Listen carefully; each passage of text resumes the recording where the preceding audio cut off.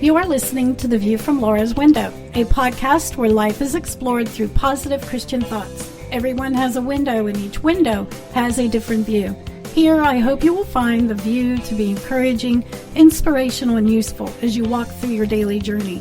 Sometimes our view may not always be clear or focused, but through this podcast, I hope you can have a much better perspective.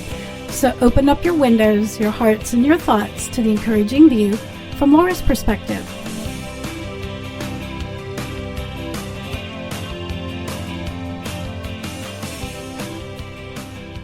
Well, hello everyone, and welcome back to the show. I'm Laura, your host, and I am so glad that you are here today.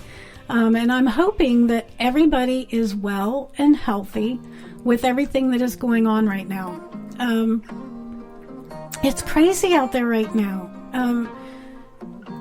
They're saying things like, stay inside, don't touch your nose, don't touch your mouth, don't touch anybody, don't touch, just don't touch me. And it's like, I understand it. I get it. It is a crazy world out there right now. But you know what? I have faith that God is in control. And I'm going to do everything that they tell me to do. And I'm going to practice the safe social distancing. And I hope everyone out there is doing okay with that.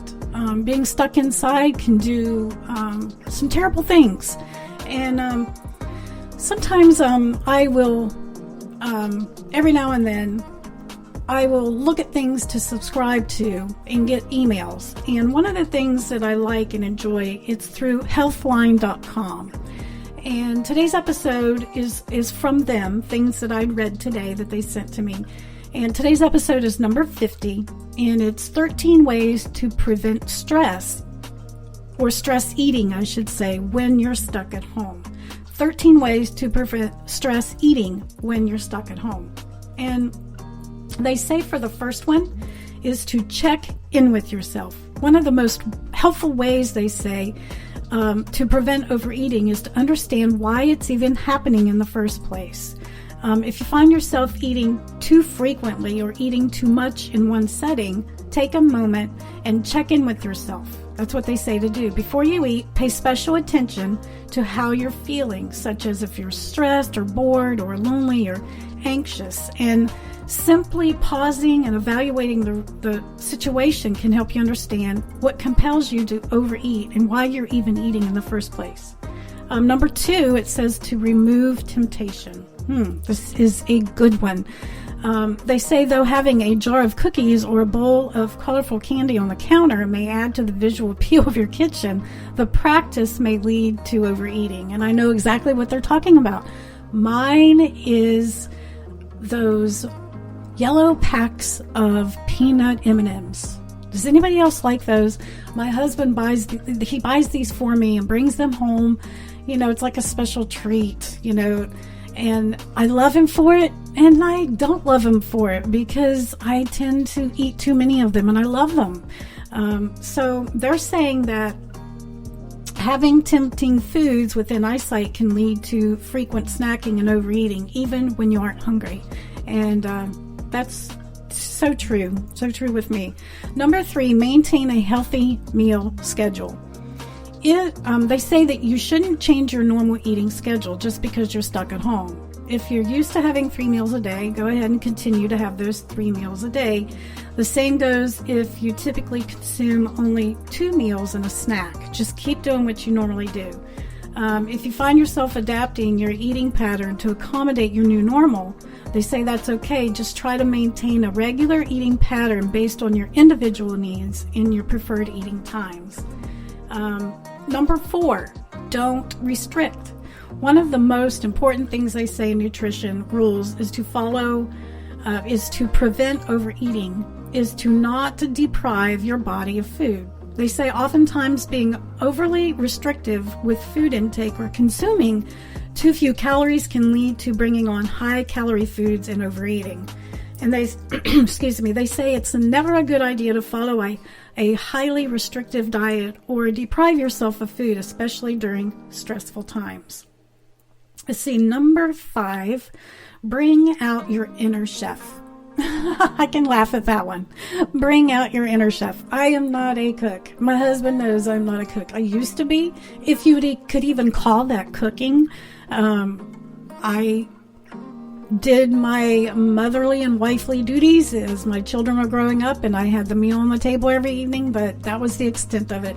I do not like to cook, but they say here, some good things come along with being stuck at home. Not having the option to eat out, which it's getting harder for us right now, it makes you cook more meals yourself, which has been shown to improve your overall health.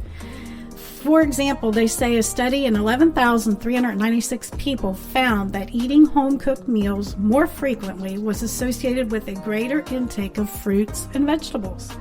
So that's a good thing. Number 6, stay hydrated. And of course, this goes along with, I think, any list that you put out there. Being stuck at home gives you more time to focus on healthy habits, including drinking enough fluids. They say maintaining proper hydration is important for overall health, and it may help you prevent overeating related to stress. And I know that works because the more water you drink, the less you are hungry. You fill up more on water and you're not as hungry. Number 7, get moving. This is a difficult one too because they shut my gym down, and as of last night they shut the parks down, and then you can't walk in the park or take your dog in the park anymore. So now I'm having to find another place to go where there's not a lot of people and I can actually get out and enjoy the scenery. They say being stuck at home can take a serious toll on your activity levels, leading to boredom, stress, and increased snacking frequency. If you're feeling lost due to the closing of your favorite gym or workout studio, try something new like a home workout on YouTube. Taking a hike in nature, or simply walking or jogging around your neighborhood, which very good things to do. Number 8, prevent boredom. When you suddenly find yourself with a lot of extra free time, boredom can quickly set in once you have tackled your to-do list for the day. I still have my to-do list to do. However, boredom can be prevented by making good use of your spare time. Everyone has hobbies that they have always wanted to try, or projects that they have put off due to having busy schedules. So they're saying now is the time to do that. And I was actually talking to somebody yesterday, and they got out one of their puzzles with all those 1,000 pieces in them, and they're actually working one of those jigsaw puzzles, which sounds pretty good. I think I might do that. Number 9, be present. Modern day life is full of distractions. From smartphones to television to social media, you're surrounded by technology that can distract you. And they say if you're used to dining while parked in front of your television, smartphone, or computer, try eating in a less distracting environment. Attempt to concentrate only on your food, paying special attention to feelings or hunger and fullness. And I am very guilty of watching TV and eating at the same time. Number 10, practice portion control. This is a hard one. It's common for people to snack on foods directly from the containers in which they were sold, which may lead to overeating. So say, for example, grabbing a pint of ice cream from the freezer and eating directly from the container rather than going out of your way to a single portion in a dish can cause you to eat more than you need to. They say to combat this, practice portion control by serving yourself a single portion of food rather than eating out of the larger containers, which I don't do that with ice cream, but I do that with potato chips. Sorry. Number 11, choose filling, nutritious foods. And I know that's hard to do. The junk food is just so good. They say stocking your kitchen with filling nutrient-dense foods can not only help improve your overall health, but also combat the tendency to stress eat highly fat foods. For example, filling your fridge and pantry with foods that can help you fill up in a healthy way rather than foods rich in empty calories like a candy or chips and soda. It's a smart way to prevent the chances of overeating unhealthy foods. Number 12, be mindful of alcohol intake. While a glass of wine or a tasty cocktail can be a relaxing way to unwind, keep in mind that alcohol lowers or inhibitions, increases appetite, and may increase the chances of overeating. Plus, drinking too much alcohol harms your health in a number of ways and can lead to dependency issues, which, at this point when we're stuck inside all the time, probably drinking a lot of alcohol would not be good, in my opinion, because a lot of people can start getting depressed right now with their anxieties and everything going on. So it might be a good idea to stay away from the alcohol as much as possible. Number 13, keep your overall health in mind. During stressful times, it's more important than ever to keep your overall health in mind. Eating nutritious foods is just one part of keeping yourself healthy and happy. Practicing self-compassion and doing the best that you can given the current circumstances is what's most important. And they say this is not the time to restrict, over-exercise, try a fad diet, compare yourself to others, or focus on weaknesses. If you're struggling with insecurities, body image issues, or anxiety, use this time to foster a new, healthy relationship with your mind and body. And I thought all of those were awesome. They were just really good. I couldn't help but share those today. When I read them, I thought, I got to share these. And another thing I need to share with you, let me turn this music off a minute. I want to say this because this happens with me. I want you to realize that it's stressful right now for a lot of people, not just you and not just me. And you may be home, being stressed out with your kids at home and not being able to get out and do what you want to do.